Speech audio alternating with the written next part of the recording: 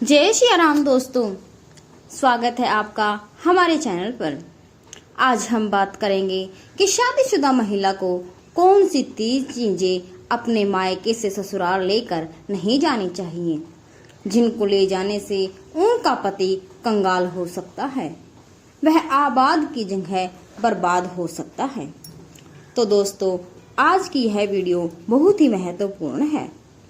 तो अगर अभी तक आपने चैनल को सब्सक्राइब नहीं किया तो चैनल को सब्सक्राइब जरूर कर लीजिए, ताकि ऐसी जानकारी आपको मिलती रहे। तो आइए दोस्तों, जानते हैं वे कौन सी 3 चीजें हैं। अक्सर कुछ गृहस्थ लोगों के जीवन में उथल पुथल मची रहती है। कोई अपनी पत्नी से परेशान है, कोई अपने पति से, कोई घर वालों से दुखी है तो कोई ससुराल वालों से।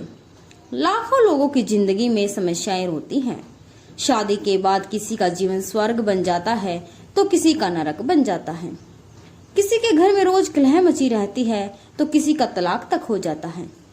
लड़कियों की बात करें तो कुछ लड़कियां शादी के बाद अपने ससुराल को स्वर्ग बना देती हैं और कुछ स्वयं भी दुखी रहती हैं तथा ससुराल वालों का भी जीना हराम हो जाता है। तो आज हम बात करेंगे कि जो लड़कियां अपने मायके से ये 3 चीजें लेके ससुराल जाती हैं, वे अपने पति को कंगाल कर देती हैं। वे 3 चीजें कौन सी हैं जो लड़कियों को मायके से अपने ससुराल के लिए कभी भी नहीं लेकर जानी चाहिए। अगर हमारे घर की उन बहन बेटियों ने इस वीडियो पर अमल कर लिया तो यकीन मानिए, शादी के बाद उनके जीवन में सुख शांति होगी, ससुराल वालों का प्यार होगा और उनका अपने पति से कभी झगड़ा भी नहीं होगा। तो आइए एक कहानी के माध्यम से जानते हैं। एक गांव में एक सेठ रहता था। उसकी एक लड़की थी। सेठ अपनी लड़की से बहुत प्रेम करता था, बहुत ही प्यार करता था। लड़की के लिए अपने प्राणों से भी ज्यादा प्यार करता था। कहते भी हैं कि हर लड़की का पिता उसे बहुत प्रेम करता है। ऐसा कौन होगा जो अपने बच्चों से प्यार न करता हो। माँ बाप के लिए तो बच्चे सुंदर हो या कुरूप, काले हो या गोरे, इससे कोई फर्क नहीं पड़ता। बच्चे तो बच्चे होते हैं। वह सेठ भी अपनी लड़की से बहुत प्रेम करता था, इतना प्रेम कि उसकी कही हुई हर इच्छा पूरी करता था। बड़े लाड़ प्यार से उसने अपनी बेटी को पाला था। बेटी की जुबान पर कोई भी बात आती, उससे पहले ही उसका पिता उसकी मांग को पूरी कर देता था। और कहते हैं ना कि अधिक लाड़ प्यार और पूर्ण स्वतंत्रता भी औलाद को बिगाड़ देती है। उसने कहा, पिताजी मैं ऐसा पहनूंगी, तो पिता ने ठीक कहा, बेटी तुम पहनो। बेटी ने कहा, मैं ऐसा नहीं रहूंगी, तो पिता ने कहा, बेटी तुम्हारी जैसी मर्जी हो वैसे रहो, तुम्हें कौन रोक सकता है, आखिर तुम हमारे इकलौती पुत्र है। अपने बच्चों पर प्यार करो, परंतु प्यार करो, अपनी बेटियों से खूब प्यार करो, लेकिन उन्हें इतनी स्वतंत्रता भी मत दो कि वे अपनी मर्यादा ही भूल जाएं। अधिक लाड़ प्यार में पली हुई बेटियां भी जब शादी के बाद अपने ससुराल जाती हैं तो वहां का माहौल बिल्कुल अलग होता है। वहां सबको समय पर उठना पड़ता है, काम करना पड़ता है, बड़ों का आदर करना पड़ता है। लेकिन उस लड़की तो मायके में कभी किसी बात की रोक टोक थी ही नहीं। ससुराल में जब सास ने उसे सुबह जल्दी उठने और काम करने के लिए कहा तो उसे यह सब अपनी आजादी पर पाबंदी जैसा महसूस हुआ। उसने सास को पलटकर जवाब दे दिया। धीरे धीरे उसका व्यवहार ससुराल के हर सदस्य के प्रति कड़वा होता गया। एक दिन उस लड़की ने अपने मायके फोन लगाया और रोते हुए कहा, अरे पिताजी मैं तो यहाँ बहुत ज्यादा परेशान हो रहती हूँ, मेरा यहाँ दम घुट रहा है। पिताजी ने पूछा, बेटी 5 दिन में यह तुम्हारा क्या हाल हो गया। लड़की बोली, मैं इस घर में 1 मिनट भी नहीं रह सकती, मुझे आज ही यहाँ से लेकर जाइए, मैं इस नरक में नहीं रह सकती। पिता ने कहा, अरे बेटी 5 दिन में ऐसा क्या हो गया, तुम ऐसा बोल रही हो। बेटी ने कहा, सब बेकार है, यदि मुझे जिंदा देखना चाहते हो तो इसी वक्त आ जाओ, जैसे ही हो आकर मुझे यहाँ से ले जाओ। पिता ने कहा, बेटी मैंने तो तुम्हारे लिए इतना अच्छा घर देखा है, इतना दहेज दिया है, सब कुछ दिया है, उसके बाद इतनी अच्छी शादी की, पूरे नगर में ऐसी शादी आज तक किसी ने नहीं की, आखिर तुम यह क्या कह रही हो। बेटी ने कहा, मैं फोन रख रही हूँ, आप जल्दी आ जाइए और मुझे यहाँ से लेकर चलिए। यदि मुझे जीवित देखना चाहते हो तो जल्दी से जल्दी आकर मुझे ले जाओ, तो बेटी को फिर नहीं देख पाओगे। दोस्तों, लाचार पिता क्या करता, इसलिए ध्यान रखना, लड़की का बाप बनना कोई बच्चों का खेल नहीं होता। आखिरकार बेबस होकर पिता को बेटी के घर जाना पड़ा। उधर जब वह बेटी के ससुराल पहुंचा तो किसी ने न राम राम की न कोई सम्मान भरा शब्द कहा। किसी ने इतना भी नहीं कहा, समधी जी आइए बैठिए। लड़की के ससुर अपनी जगह से उठकर चले गए, दामाद भी वहां से चले गए, देवर ने भी कुछ नहीं बोला। जब कोई नहीं बोला तो पिता बेटी के पास कमरे में गया। एक बात याद रखना दोस्तों, एक बेटी के गलत व्यवहार से उसके ससुराल में उसके माता पिता का अपमान होता है, और यदि बेटी का व्यवहार अच्छा हो तो 4 लोग उनके स्वागत में खड़े रहते हैं। पिता जब बेटी के कमरे में गया तो उसने कहा, बेटी क्या बात है? बेटी एकदम बोली, पिताजी इसी वक्त यहाँ से चलो, यहाँ का पानी भी मत पीना। पिता ने कहा, बेटी ऐसे क्यों बोल रही हो, यह तुम्हारा ससुराल है, तुम्हारा घर है। बेटी ने कहा, पिताजी भाड़ में जाए ऐसा ससुराल, इसी वक्त मुझे यहाँ से लेकर चलो, मेरे यहाँ जीना हराम हो गया है, मैं यहाँ एक पल भी नहीं रह सकती। पिता ने कहा, बेटी रुको, मैं तुम्हारी सास से पूछता हूँ। बेटी ने जवाब दिया, अरे क्या पूछना उस डायन से, वह तो डायन है, उससे मत पूछो, उसी बुढ़िया के कारण ही तो मैं यहाँ दुखी हूँ, उस डायन ने मेरा जीना हराम कर रखा है। पिता ने कहा, बेटी एक बार ठहरो तो मैं उनसे पूछता हूँ। अब पिता लड़की की सास के पास गया और बोला, बहन जी मैं आया हूँ। सास ने कहा, मुझे दिखाई नहीं दे रहा, मुझे चश्मा नहीं लगा है, आए हो तो कौन सा बड़ा काम किया है। पिता ने सोचा, यह कैसा व्यवहार है। वह फिर बोला, बहन जी मैं अपनी बच्ची को लेने जाना चाहता हूँ। सास कहने लगी, जाने आए हो तो इसी वक्त ले जाओ, तुम्हारी लड़की ने मेरा जीना हराम कर रखा है। यह 8 बजे सोकर उठती है और कोई काम नहीं करती, सीधा हमारा बनाया हुआ खाना खाती है, और किसी ने कुछ कह दिया तो 1 की 4 सुनाया करती है। ऐसी लड़की दी है तुमने, ले जाओ इसे और अपना पैसा भी वापस ले जाओ, अपना यह दहेज भी ले जाओ, नहीं चाहिए हमें आपका दहेज और न ही ऐसी लड़की। सास की बातें सुनकर पिता का सिर नीचे झुक गया। वह अपनी बेटी से को लेकर चल दिया। जाते जाते कहने लगा, बहन जी 8-10 दिन के बाद भेजूंगा। सास बोली, भाई साहब ऐसी बहू को आप जिंदगी में कभी मेरे घर मत भेजना। पिता समझ गया कि जरूर कुछ गड़बड़ है, बेटी को कार में बैठाया और ले गया। रास्ते में पिता ने जाकर अपनी बेटी से पूछा, एक बात बताओ बेटी, यह माहौल सब कैसे बदल गया? लड़की बोली, पिताजी आपने मुझे किन गवारों में भेज दिया, इससे अच्छा तो मैं कुंवारी ही रह लेती। पिता ने कहा, बेटी तुम चिंता मत करो, एक बात बताओ तुम्हारा ससुराल कैसा है? लड़की बोली, देखा नहीं आपने, एकदम नरक है मेरा ससुराल। फिर पिता ने सास के बारे में पूछा। लड़की बोली, आप उसकी तो बात ही मत करो, वह तो पूरी डायन है। पिता ने पूछा, ससुर कैसा है? जवाब दिया, ससुर तो पूरा का पूरा राक्षस है। पिताजी ने फिर पूछा, बेटे एक बात बताओ तुम्हारा जेठ कैसा है? लड़की ने चीखते हुए कहा, अरे वह तो 1 नंबर का ठग है। पिता ने फिर पूछा, तुम्हारा देवर कैसा है? बेटी ने कहा, पिताजी वह तो एकदम आवारा बदमाश है, पूरे दिन घूमता रहता है। फिर पिता ने पूछा, ठीक है बेटी एक बात और बताओ तुम्हारी ननंद कैसी है?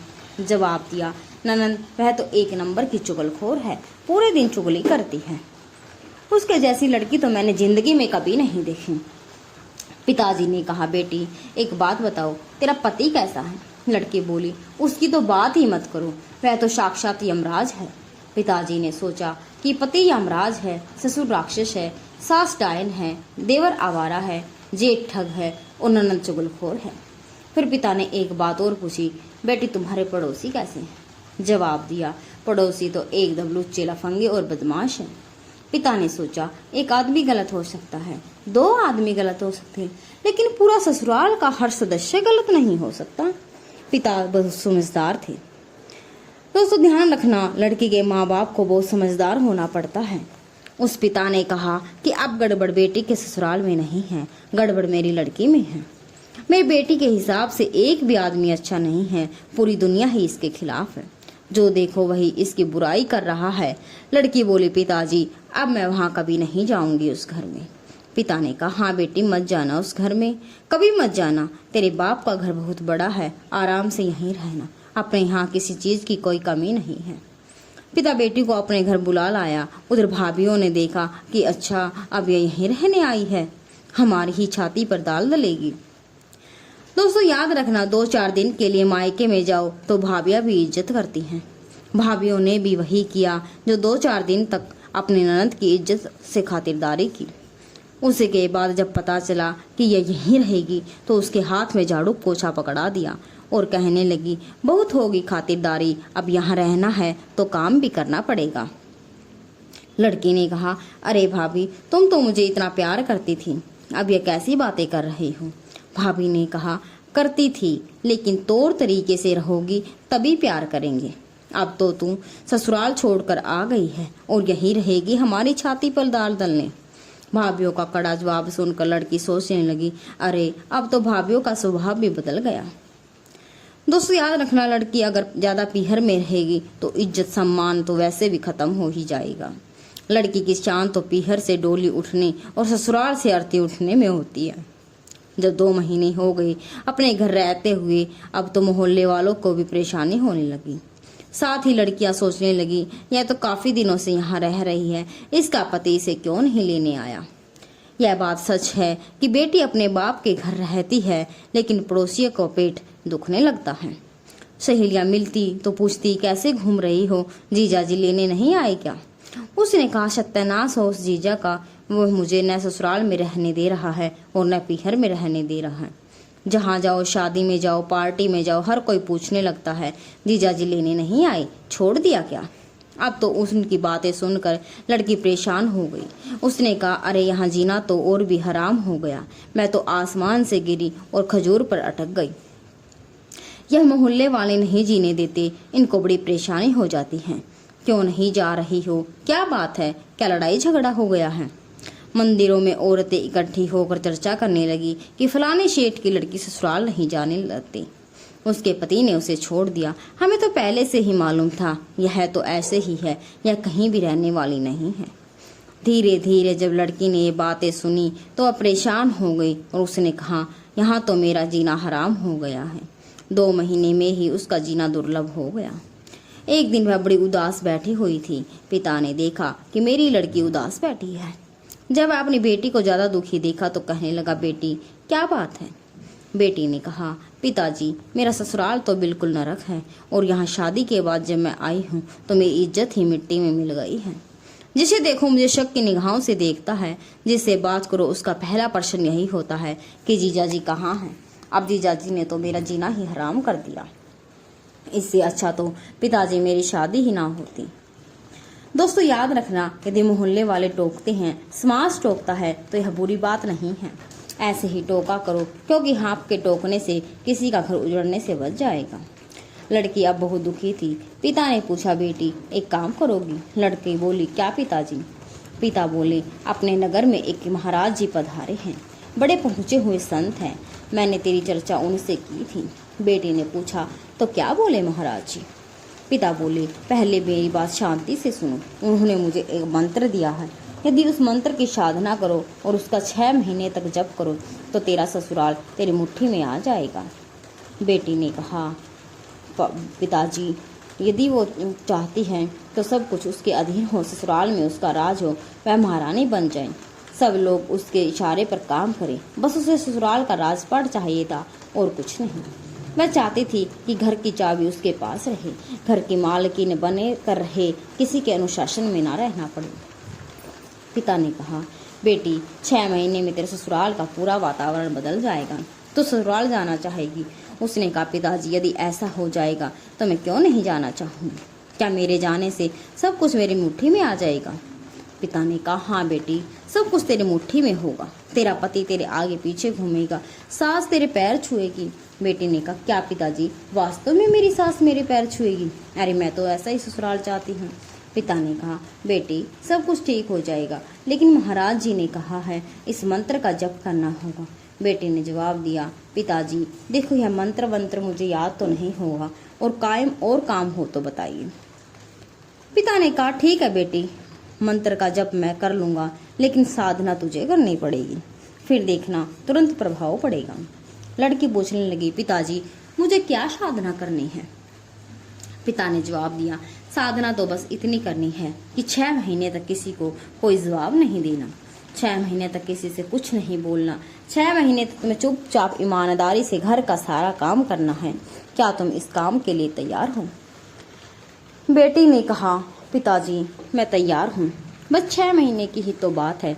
6 महीने के बाद मेरा ससुराल मेरी मुट्ठी में आ जाएगा, फिर मैं उन सब को देख लूंगी। पिता ने कहा, बिल्कुल बेटी, ससुराल के सारे लोग तेरे इशारे पर नाचेंगे। अगर ऐसा ना हो तो यह तेरा घर है, तो यहाँ वापस आ जाना और आराम से रहना। अब क्या होता है, वह पिता अपनी बेटी को लेकर उसके ससुराल जाता है। सबने देखा कि वह फिर से आ गई हैं, यह तो हमारी जान की आफत है। उस समय भी उससे कोई नहीं बोला। पति ने 2-4 शब्द कहे, आ गई कुल कलंकनी इस घर को बर्बाद करने के लिए। पति की बात सुनकर उसे बहुत गुस्सा आया, लेकिन उसके पिता ने कहा, बेटी साधना का ध्यान रखना, कुछ भी नहीं बोलना है 6 महीने तक। अगर बोल गई तो फिर मेरी कोई जिम्मेदारी नहीं होगी। उसके बाद जेठ अपनी बेटी को लेकर उसकी सास के पास जाता है और कहता है, बहन जी मैं आपकी बहू को लेकर आ गया हूँ। सास ने कहा, अरे क्यों लेकर आए हो इसे, यह तो हमारे घर को बर्बाद कर देगी, इसे यहाँ से लेकर जाओ, मुझे इसकी कोई आवश्यकता नहीं है। तब पिता हाथ जोड़कर कहने लगा, बहन जी एक बार इसको मौका दे दीजिए, क्योंकि एक बार तो हर किसी को मौका देना चाहिए। सास ने कहा, ठीक है भाई साहब, जब ऐसी बात है तो ठीक है। इस प्रकार वह पिता अपनी बेटी को समझाकर अपने घर के लिए चल देता है और जाते जाते कहता है, बेटी बस 6 महीने तक तुम इस साधना का ध्यान रखना, उसके बाद यह पूरा ससुराल तुम्हारी मुट्ठी में होगा, फिर जो चाहो वह या करना। और मेरी बात का ध्यान रखना कि कोई भी तुमसे कुछ भी कहे, चाहे गुस्से में कहे, चाहे कुछ भी कहे, लेकिन उसी समय तुम्हें मेरी बात याद रखनी है और साधना को बिल्कुल नहीं भूलना है। दोस्तों, इतना कहने के बाद वह पिता अपने घर को चला जाता है। इधर लड़की रात भर वहीं रहती है। सुबह होते ही उठकर अपनी सास के पास जाती है, उनके पैर छूकर कहती है, माँ जी क्या मुझे आशीर्वाद नहीं दोगी? सास तो पहले से ही गुस्से में बैठी थी, लेकिन जब बहू ने पैर छुए तो कहा, माँ मुझे आशीर्वाद दीजिए। तो सास के दिल को एक झटका सा लगा। वे सोचने लगी, आज ये हमारे पैर छूकर आशीर्वाद मांग रही है, यह उल्टी गंगा कैसे बहने लगी? अरे यह वही बहू है जो मैं एक बात कहती थी तो यह 10 बातें सुनाती थी, और आज हमारे पैर छूकर आशीर्वाद मांग रही है। बहू ने कहा, माँ जी अगर मुझसे कोई गलती हुई हो तो मुझे क्षमा कर दीजिए, आज के बाद मैं कोई गलती नहीं करूँगी, मेरी सारी गलतियों को माफ़ कर दीजिए और मुझे अपना आशीर्वाद दीजिए। दोस्तों, कहते हैं ना कि सास तो आखिर सास होती है, उसे और क्या चाहिए। अगर बहू सास के चरणों में जाकर गिर झुका दे तो कहे कि माँ मुझे आशीर्वाद दीजिए, तो सास का हृदय भी प्रफुल्लित हो जाता है। जिन 3 चीज़ों के बारे में हम बात कर रहे थे, जिनको मायके से ससुराल कभी नहीं लेकर जाना चाहिए, वे चीज़ें कोई भौतिक वस्तुएं नहीं, बल्कि वे 3 बुरी आदतें और संस्कार हैं। पहली चीज अहंकार और मायके के धन दौलत का घमंड। जो लड़की मायके की संपन्नताओं को अहंकार लेकर ससुराल जाती है और बात बात पर अपने मायके की बड़ाई करती है, ससुराल को नीचा दिखाती है, वह घर की शांति को भस्म कर देती है। दूसरी चीज तीखी और अनियंत्रित जुबान। बड़ों को पलटकर जवाब देना, कड़वे शब्द बोलना और बात बात पर घर में कलह करना पति की बरकत और घर की सुख शांति को पूरी तरह समाप्त कर देता है। और तीसरी चीज मायका का अत्यधिक दखल अंदाजी और वहाँ के तौर तरीकों की जिद। जो लड़की शादी के बाद भी अपने मायके के तौर तरीकों पर अड़ी रहती है और ससुराल के नियमों को अपनाने से इनकार कर देती है, वह कभी भी अपने वैवाहिक जीवन को सुखी नहीं बना सकती। जब वह लड़की चुप रहकर सेवा करने लगी तो धीरे धीरे ससुराल का पूरा वातावरण बदल गया। ससुर, जेठ, देवर और पति जो उसे कुल कलंकनी कहकर भुला कहते थे, वे सभी उसके इस शांत और सेवा भावी रूप को देखकर नतमस्तक हो गए। सास जो उसे पहले डायन लगती थी, वही सास अब उसे अपनी सगी बेटियों से भी ज्यादा प्यार करने लगी। तो दोस्तों, आपने जाना कि हमें हमारी बेटियों को अपने ससुराल में कैसा रहना चाहिए। अगर आपको ये दोस्त वीडियो पसंद आए तो वीडियो को लाइक शेयर जरूर करें और कमेंट बॉक्स में अपनी राय जरूर करें। जय श्री राम, जय श्री कृष्ण।